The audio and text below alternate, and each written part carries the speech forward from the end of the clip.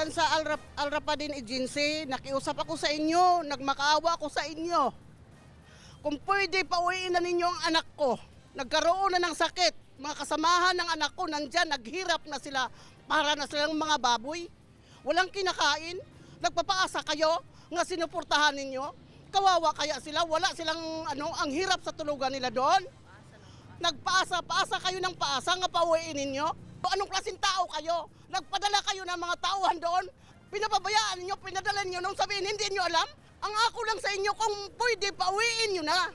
Nandito ako lang, nanay ni Roger Bitoy. Pauwiin na ninyong anak ko.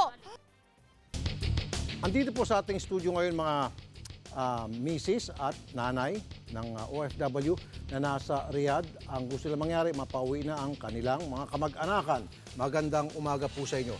So, nasabi nyo sa akin kanina, nasa bahay kalinga na po si Mister at si anak. Okay? Ang problema, hindi makauwi dahil yung passport hawak ng employer at walang ikama. Walang ikama. Okay, pumunta kayo sa agency. Yung agency ayaw tumulong. Silang nakapunta sa Sige po, kakausapin natin ang agency at nasa linyang telepono si Rosie Salao, Corporate Treasurer ng Al Rafadan Agency. Magandang hapon po, Miss Rosie. Miss Rosie. Mamaya nakaano po yan, ma'am. Hindi naman. Rafi Tulfo po, live po tayo sa TV5. Sa Yes po. Sir, good afternoon po. Ma'am, bakit Hello? yung mga passport nila ay nasa employer? Bali po kasi, sir, bali pa-process na po kasi yung mga exit niya. Kaya kailangan po talaga, as a employer po yon. Hindi naman po kasi pwedeng as a tao pa. Okay. Bali ginagawa. Yes po? Sige. So, kailan po makakauwi yung kanilang mga kamag-anak? Bali nagbe-base po kasi ako, sir, kay Attorney Salanga po sa sa Polo.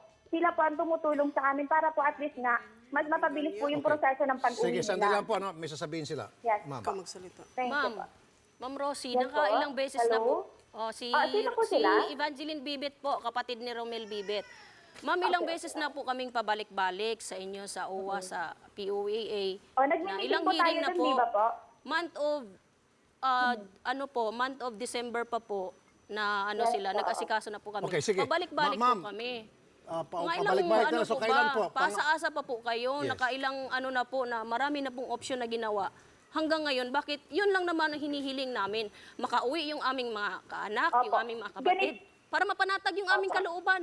Kasi unang-una, Kami din po, kung gusto nyo pong oo. makauwi yung kamag-anak nyo, kami din po, gustong-gusto ko nang makauwi. Kasi alam nyo po yun, hanggat nandun sila, ang dami ko din pong ginagastos. Lahat po ng kailangan nila, pino-provide namin, di ba po? Ma'am, bakit Lahat- ganun lahat katagal? nagtulong. May nakauwi ng Ngayon- 5 eh. Dapat sunod-sunod na yun eh. Dapat sila nga yung first 4 na priority nyo na first batch makauwi. Bakit yung Yan 5 nga na po pauwi mga nyo? ginagawa namin. Ang Ngayon, kaso lang po, napabalik-balik hindi na po namin kami. mahawak ang Saudi labor doon.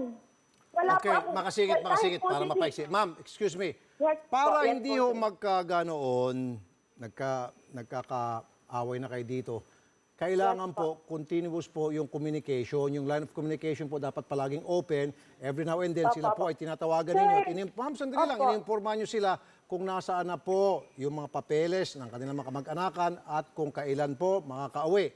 Ganun po yun. Yes po, yes Wala ho po. kayong email, Opo. sila po ang pinapabayaan nyo, tawag ng tawag sa inyo, pabalik-balik at binibigyan nyo po sila mga wrong information. Kaya ho nagkakaganon. Opo. Sige, makakausap ba natin yung OWA? Sige, sandali lamang po ma'am, para mapabilis ng aksyon sa reklamo nila ma'am na nandito sa studio, si Director Josefino Torres, Deputy Administrator, nasa linyang telepono. Deputy Administrator, magandang umaga po sir. Magandang umaga po naman. Sir, para mapabilis po, sa inyo na lang po namin sila sasamahan. Alam po namin, mabilis kayo umaksyon sa mga ganitong klaseng problema para mapauwi na po yung kanilang mga kamag-anakan. Ano po? Opo. Okay. Last question. Tama ho ba na yung pong passport ng mga OFW ay dapat hawak po ng mga employer? Yung po sa kasunduan po natin sa Saudi Arabia ay meron po nakasado na hindi po hawakan ng employer yung kanilang passport.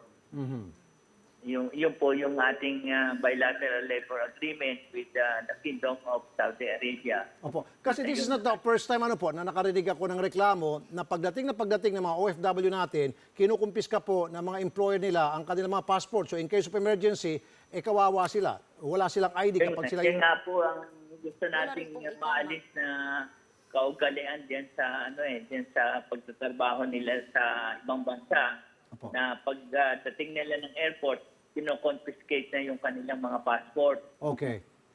Yun po ay Bawal. talagang nilagay natin sa ating kasunduan sa Saudi Sige po. Arabia. Sige po. Bukas na bukas po or siguro today, right after this program, sasamahan po namin sila sa inyong tanggapan para maka-face-to-face niyo po sila. Okay, sir? Oo. Sige. Yun lang nga po, na lang dun sa ating mga kababayan dyan, mga kamag-anak ng mga nasa, kung totoo po, hindi ko po mabibigay na totoo nasa bahay talinga pa siya. Tatanungin ko pa po mamaya kung Sige po. sa ating welfare officer sa Sige po. Saudi Arabia, yung Sige po. mga yan, kung nalo doon, Sige ay po. wag na po sila masyadong mag-alala kasi nado pa sa kalinga ng Nagkakasakit ating po kasi. polo embassy Opo. dyan. Sir, kaya po sila nag-alala dahil gusto na po nilang makita yung kanilang mga mahal sa buhay dahil matagal na po nakatenga roon at walang ginagawa. Nagkakasakit Yun na nga po. po, tatanong Walang po sahod, natin, sir. Opo. tatanong po natin kung ano yung nag-aantala. Sige po. Uwi. Sige po. Mamaya po, sasamahan po namin sila sa inyong tanggapan para makausap niyo po sila isa-isa. Sige, salamat po Mr. Torres. Mabuhay ho kayo, Sige sir. po. Sige po. Salamat Salamat po. po. Sige. After this, pupunta tayo sa OWA. Makakausap niyo po si Deputy Administrator. Okay? Sige po. Be sure to come back. Use 5 everywhere. Copyright 2016.